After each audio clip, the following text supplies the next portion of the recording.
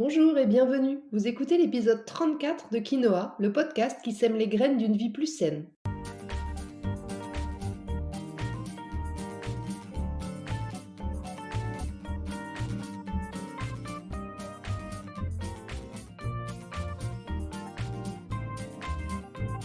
Je suis Julie Coignet, naturopathe et coach santé.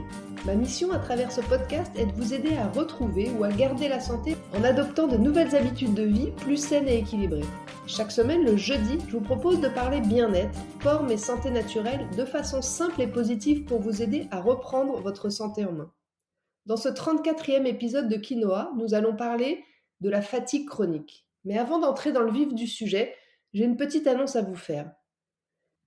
Si vous avez suivi mon challenge de janvier et mon calendrier de l'après, vous le savez déjà, je lance un coaching de groupe inédit qui démarre lundi 7 février, donc lundi prochain.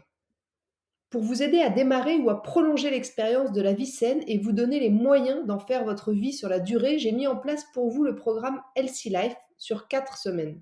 Il s'adresse à vous si vous souhaitez retrouver de l'énergie durablement, si vous souhaitez démarrer une perte de poids, mais sans faire de régime, si vous souhaitez apprendre à mieux manger, sans extrême ni frustration, ou encore à soulager vos maladies inflammatoires chroniques. Et on fait ça en groupe parce qu'en groupe, c'est beaucoup plus motivant et beaucoup plus sympa.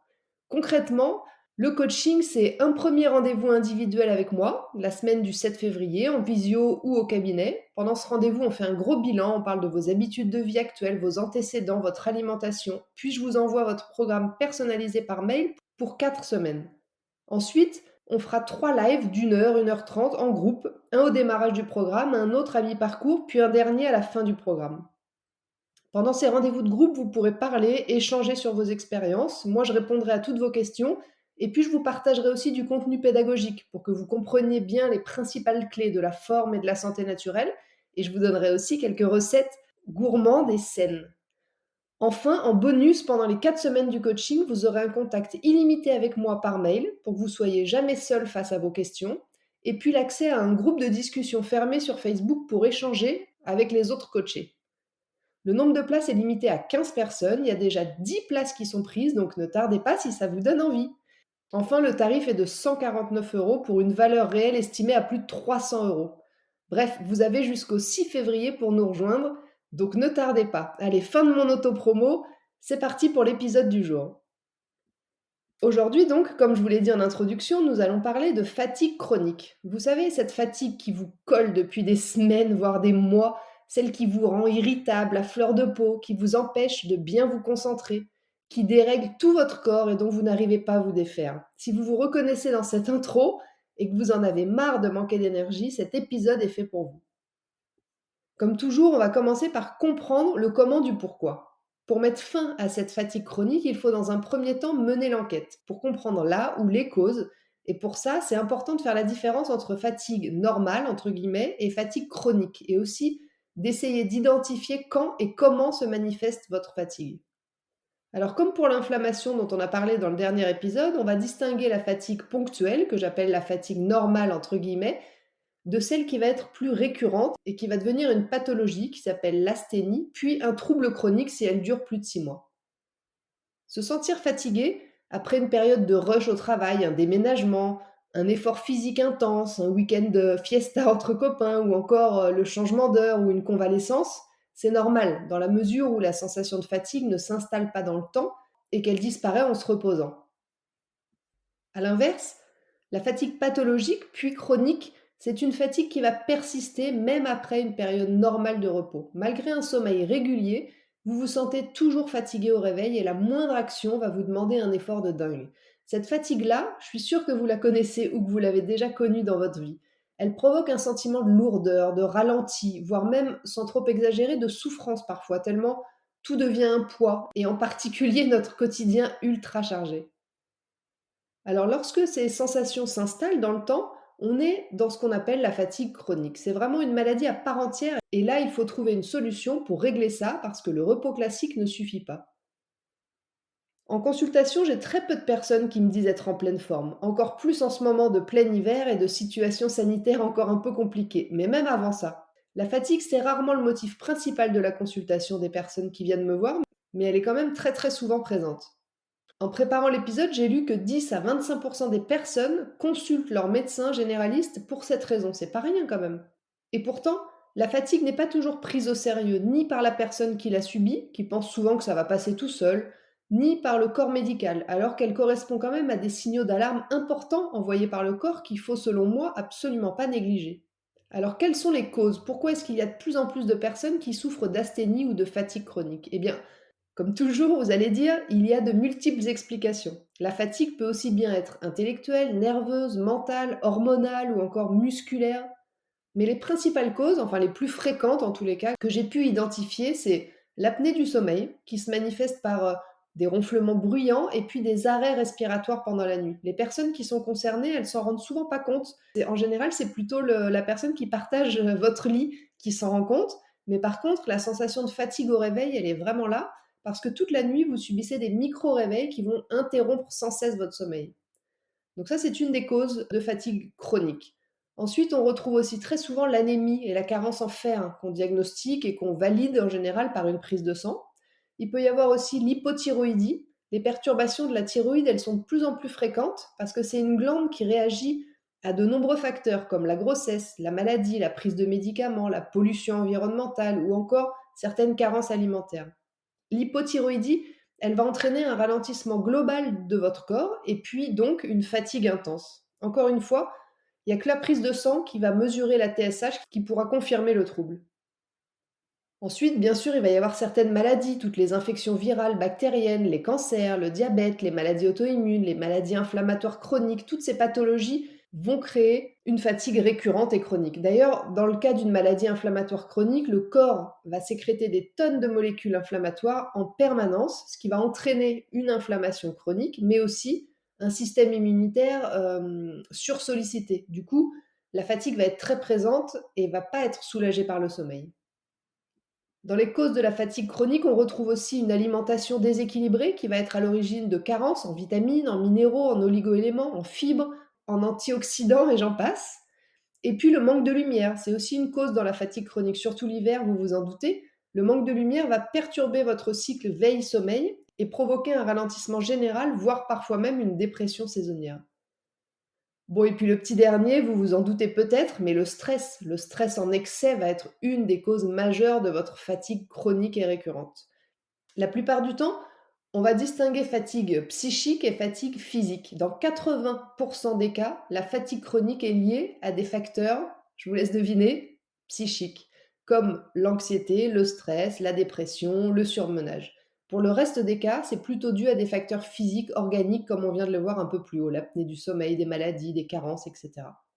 Mais c'est pas toujours facile de savoir de quoi on souffre, parce qu'il y a un lien très fort entre les deux, et c'est pas toujours simple de savoir qui est la cause initiale. Une fatigue physique prolongée va retentir sur le psychisme et inversement. Donc la difficulté, ça va être d'apprécier la part respective de l'un et de l'autre.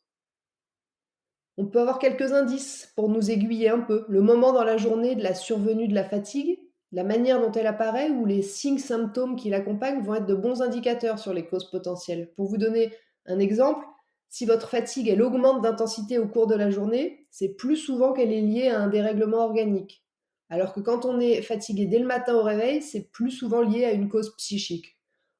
La fatigue après le repas peut être le signe d'une allergie alimentaire, de consommation d'aliments qui ne nous conviennent pas, ou d'un manque d'enzymes digestives.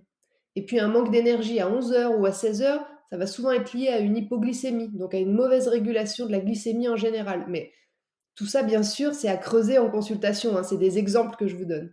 Et puis dans tous les cas, pour comprendre le pourquoi de votre fatigue chronique, vous commencerez toujours par vérifier qu'il n'y a pas de carence ou de pathologie avérée. Je pense par exemple à une carence en fer, en magnésium, à une maladie infectieuse, bactérienne, à un dérèglement hormonal, à tout ce que j'ai cité un peu plus haut. Et du coup, il vous faudra passer par une analyse de sang pour éliminer déjà ces causes potentielles. Nous maintenant, on va plutôt s'intéresser au cas où vous avez éliminé tous ces risques de carence ou de maladie, qui du coup se règlent par un traitement ou un protocole particulier. Dans votre cas donc, si vous n'avez ni carence ni maladie, sachez déjà une chose, c'est que votre fatigue n'est pas une fatalité. Elle est même inacceptable. Pas question de laisser la place à c'est normal, mes enfants sont petits, je suis stressé, c'est logique. Absolument pas. La fatigue récurrente et chronique, c'est pas une fatalité. En naturopathie, on va pouvoir intervenir En travaillant avec vous sur le rééquilibrage de votre hygiène de vie, la gestion du stress, l'alimentation adaptée, la reprise d'une activité physique régulière, mais aussi le soutien par les plantes, la détox ou encore la collaboration avec des thérapies partenaires comme la sophrologie, la réflexologie, l'acupuncture. Alors voyons un petit peu en quoi ça consiste au niveau de l'approche naturo. Au niveau de la gestion du stress, je vous invite à travailler sur l'équilibre de votre système nerveux et à valoriser tout ce qui va laisser un peu de place à votre système nerveux parasympathique, celui de la récupération, de la pause. C'est l'antagoniste du système orthosympathique, celui plutôt de l'action. Pour ça, vous allez essayer de prendre des temps pour respirer en conscience, faire du yoga, prendre des bains, organiser des petits temps de pause dans votre journée, prendre du temps pour vous, réécouter l'épisode 22 du podcast dans lequel je vous donne des clés d'ailleurs pour réussir à prendre un peu plus de temps pour vous. On adaptera tout ça bien sûr selon votre tempérament et puis vos contraintes de vie. Concernant l'alimentation, sachez qu'une alimentation transformée ou trop lourde, trop riche en gras, en sucre, trop d'alcool, de pesticides, d'additifs, pauvre en fruits et légumes, va demander une énergie de dingue à votre système digestif pour être traité et du coup va vous fatiguer sur la durée ou vous provoquer des pics d'énergie puis de fatigue tout au long de la journée ou encore vous empêcher d'avoir un sommeil de qualité mais aussi de récupérer correctement et puis petit à petit va fragiliser votre système digestif qui est, je le rappelle, la base d'une bonne immunité. Vous irez donc plutôt vers une alimentation riche en légumes bio de préférence. Vous favoriserez les céréales complètes ou semi-complètes versus les blanches raffinées. Idem avec le pain, les farines et puis le sucre. Vous mangerez suffisamment de protéines, animales ou végétales, et puis suffisamment aussi en quantité, quitte à ajouter une collation organisée l'après-midi si besoin, selon votre tempérament. Je vois trop de personnes qui, sous prétexte de ne pas vouloir grossir, ne mangent pas assez. Et ce qu'elles ne savent pas, c'est que si on mange peu, on ralentit notre métabolisme qui, à la fois, va nous mettre donc au ralenti globalement et en plus va moins brûler de calories. Donc, c'est pas la bonne idée. Manger suffisamment, ce qui est adapté à notre profil et à notre vie, c'est bien plus pertinent que de se priver. Sur le point de l'activité physique, à l'inverse de ce qu'on peut penser, bouger va redonner de l'énergie plus qu'elle ne fatigue dans la plupart des cas. Donc forcez-vous un peu au début, mais ne négligez pas le mouvement dans votre conquête de la pleine forme, parce que l'activité physique, elle permet de lutter contre certaines sources de fatigue.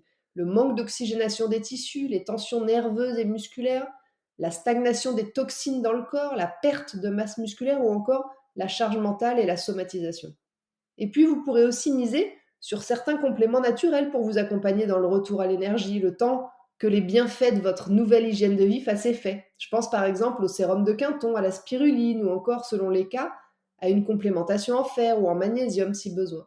Donc si je résume un peu, vous pouvez déjà commencer à régler votre problème de fatigue en prenant du temps pour vous et vos loisirs, comme je l'ai déjà cité un peu plus haut, en essayant de faire des pauses régulières dans la journée pour marcher un peu, prendre l'air 5 minutes, en vous reconnectant le plus possible à la nature, même en ville, même en appartement, adopter des plantes, traverser un parc sur le chemin du travail, posez-vous au pied d'un arbre 2 minutes si vous avez la possibilité, en respectant des horaires de sommeil réguliers et en évitant les grosses grasses mat du week-end qui sont bien plus contre-productives qu'autre chose, en mettant en place un rituel le soir pour vous aider à l'endormissement et en vous couchant peut-être à 22 heures un soir par semaine, ou encore en évitant de trop surcharger vos repas du soir d'aliments gras, lourds à digérer, d'alcool, de tabac ou de boissons excitantes. Selon mes retours de consultation, dans la grande majorité des cas, c'est le stress qui est la cause majeure de votre fatigue pathologique et chronique. Et je me rends compte que la fatigue d'aujourd'hui, elle est bien plus souvent morale et psychique.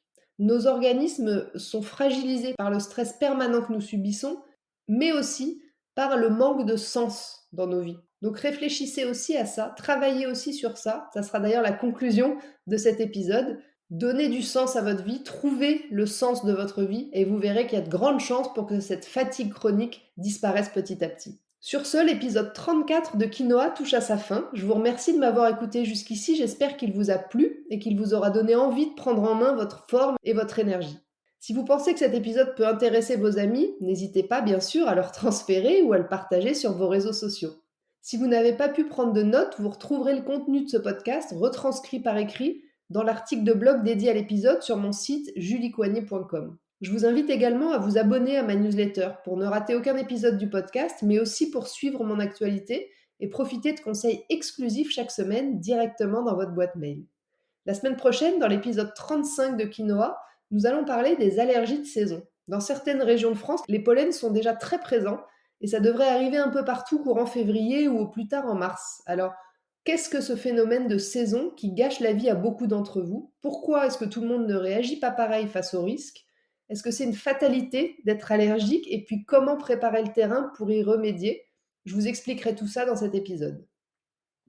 En attendant, si vous voulez me faire un petit coucou ou échanger, j'en serais vraiment ravie et je vous invite à me rejoindre sur Instagram, juliecoignet-8 naturopathe. Et n'oubliez pas, comme le disait très bien l'abbé Pierre, il ne faut pas attendre d'être parfait pour commencer quelque chose de bien. À bientôt!